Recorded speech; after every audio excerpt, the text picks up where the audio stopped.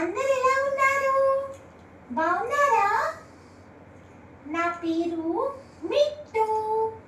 నేను ఇవాళ మీ అందరికీ ఒక మంచి స్టోరీ చెప్దామని వచ్చాను. మరి స్టోరీ వినడానికి మీరందరూ రెడీయేనా? ఓకే. ఒక ఊర్లో 3 ఫ్రెండ్స్ ఉన్నారంట. ఒకరేమో పొటాటో, ఇంకొకరేమో బనానా, ఇంకొకరేమో టొమాటో. పిల్లలు, పేర్లు విచిత్రంగా ఉన్నాయి, ఏంటి అనుకుంటున్నారా? మరి వాళ్ళ మమ్మీ వాళ్ళు ఆ పేర్లే పెట్టారు వాళ్ళకి. సరే, పొటాటో ఒకసారి టొమాటో దగ్గరికి వెళ్ళి, నేను చాలా రౌండ్గా ఉంటాను, చాలా బ్యూటిఫుల్గా ఉంటాను అని చెప్పిందంట. అప్పుడు వెంటనే బనానా వచ్చి, నేను చాలా కర్వీగా ఉంటాను, ఇది చూసావా నా కర్వ్స్ ఎంత బాగున్నాయో అని అనిందంట. అప్పుడు టొమాటో వెంటనే వచ్చి, నేను కూడా చాలా బ్యూటిఫుల్గా ఉన్నాను, రెడ్గా ఉంటాను, నేను చెర్రీకి ఈక్వలెంట్గా ఉంటాను అని చెప్పిందనమాట. అచ్చం నా లిప్స్ లాగే ఉంది టొమాటో కదా పిల్లలు.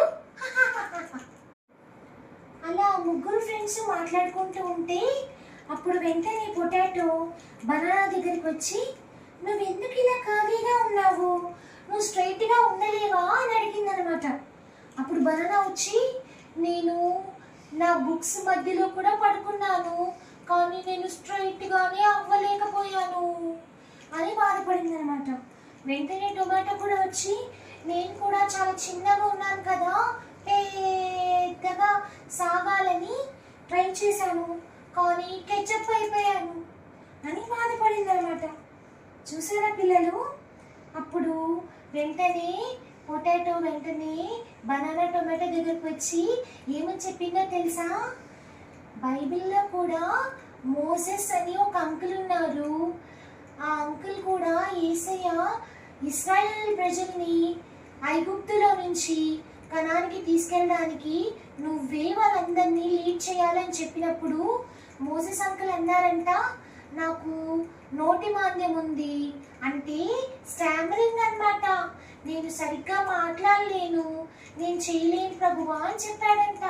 అప్పుడు యేసయ్య, ఏం పర్లేదు, నేను నీకు తోడుగా ఉంటాను, నువ్వే నడిపించాలి అని చెప్పాడనమాట. అప్పుడు మోసెస్ ధైర్యంగా ముందుకు వెళ్ళి ఇజ్రాయెలిట్స్ని నడిపించాడు. అలాగే ఇప్పుడు బనానా ఇంకా టొమాటో, మీరు కూడా మీ దగ్గర లేని వాటి గురించి ఎప్పుడూ బాధపడకూడదు. యేసయ్య మన వీక్నెస్ని స్ట్రెంగ్తెన్ చేయగల శక్తివంతుడు. మనం ఎప్పుడైనా డిఫరెంట్గా ఉన్నామంటే యేసయ్య మనల్ని ఎక్స్ట్రాడినరీగా వాడుకుంటారని అర్థం. కాబట్టి పిల్లలు, మీరు కూడా డిఫరెంట్గా ఉన్నారని ఎప్పుడూ బాధపడకూడదు, ఎందుకంటే we are always God's beautiful creatures.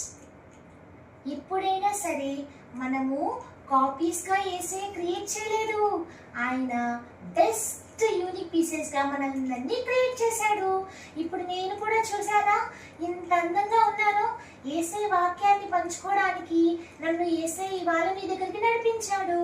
అలాగే మీరు కూడా మీ వీక్నెసెస్ని యేసయ్య దగ్గర స్ట్రెంగ్తెన్ చేసుకొని డిఫరెంట్గా ఉన్నా సరే యేసయ్య నామని ప్రేజ్ చేసే వాళ్ళంగా, ఆ పర్పస్ని మనం గుర్తుంచుకునే వాళ్ళంగా ఉండాలి. నచ్చిందా పిల్లలు స్టోరీ? ఓకే పిల్లలు, రేపు ఇంకొక స్టోరీతో మళ్ళీ కలుసుకుందాం. బాయ్.